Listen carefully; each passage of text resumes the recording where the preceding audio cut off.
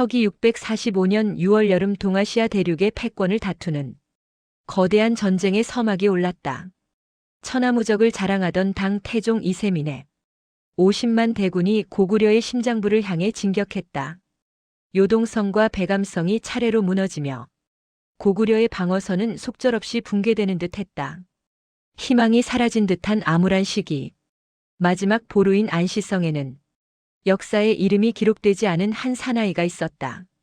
야사 속 양만춘이라는 이름 대신 이 이야기는 그의 본래 신분이었던 말갈 출신 이타인 장군, 즉 이방인 장군의 시선으로 재구성된다.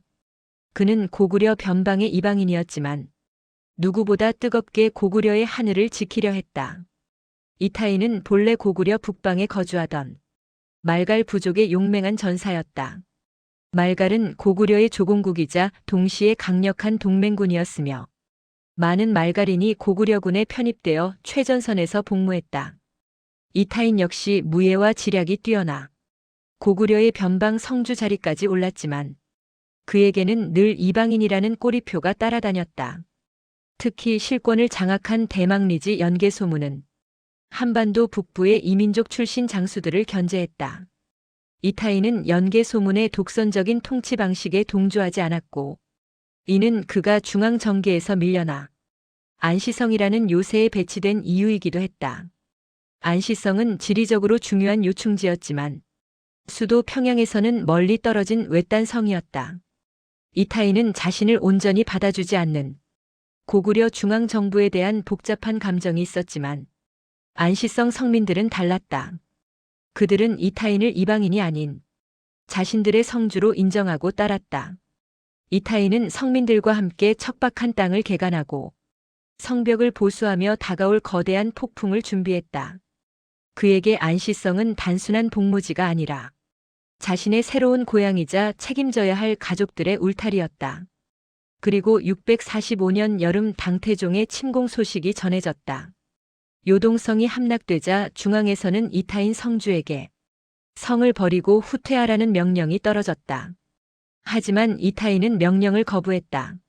나는 이 성민들과 삶과 죽음을 함께하겠다.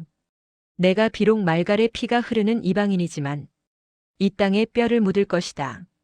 이 결단은 안시성 성민들의 마음을 하나로 묶었고 4만 명에 달하는 성민과 병사들은 이타인 장군을 중심으로 굳건한 결의를 다졌다. 마침내 당 태종 이세민이 직접 이끄는 50만 대군이 안시성 앞에 당도했다. 당군은 오만하고 당당했다. 선봉장들은 입을 모아 작은 성은 하루면 족하다고 호언장담했다. 하지만 안시성은 난공불락의 요새였다. 전투가 시작되자 이타인 성주의 지략이 빛을 발했다. 그는 말갈 부족 특유의 기동성과 고구려의 축성 기술을 결합하여 방어 전략을 세웠다. 첫 번째 공방전에서 당군은 정면 돌파를 시도했다.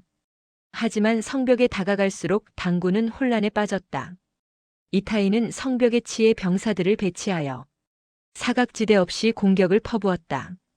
성민들은 끓는 물과 기름을 쏟아부었고 거대한 돌덩이를 굴렸다.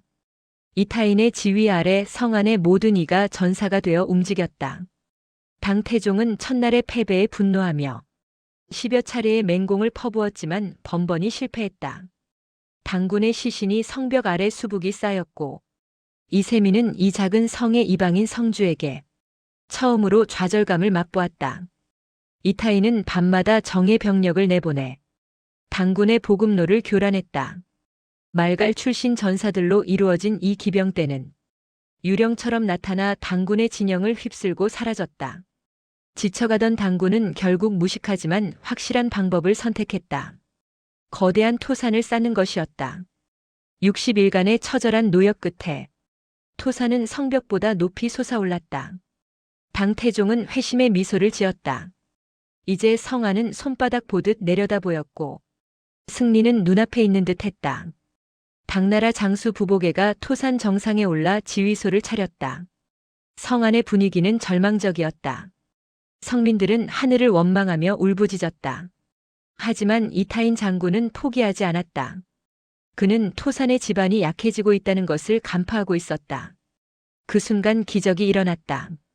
오랜 기간 굴을 파서 토산을 무너뜨리려 했던 고구려군 공작조의 노력이 결실을 맺은 것일까? 아니면 하늘의 뜻이었을까?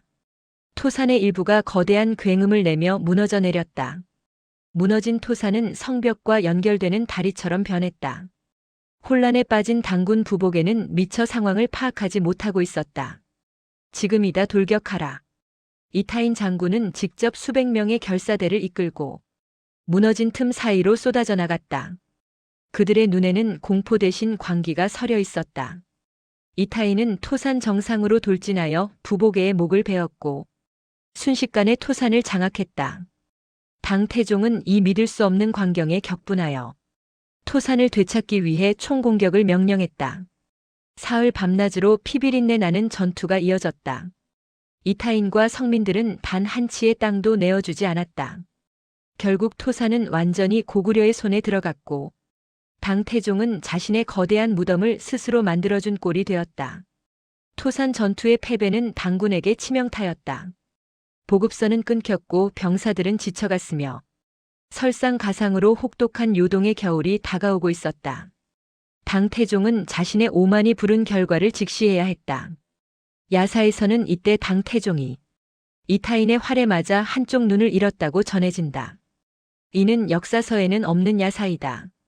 역사서에는 단지 종기가 나서 고생했다고 기록되어 있지만 그가 느꼈을 치욕과 분노는 눈을 잃은 것보다 더 컸을 것이다.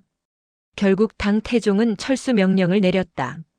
개선장군이었던 그가 초라한 패장의 모습으로 돌아가는 길이었다. 전투가 끝난 후 이타인 장군은 승리했지만 그의 이름은 역사에 기록되지 않았다. 중앙정부는 여전히 그를 이방인 취급하며 공적을 인정하려 들지 않았다. 훗날 사람들은 이 위대한 성주를 양만춘이라는 가상의 이름으로 불렀고 이타인이라는 본명은 잊혀졌다. 말갈 출신 이방인 장군 이타인. 그는 고구려라는 나라에서 끝내 온전한 주인이 되지 못했지만 위기의 순간 자신의 모든 것을 바쳐 조국을 지켜냈다. 안시성 전투는 한 이방인의 희생과 성민들의 단결이 만들어낸 기적이었으며 역사에 기록되지 않은 이름 없는 영웅들의 위대한 승리였다.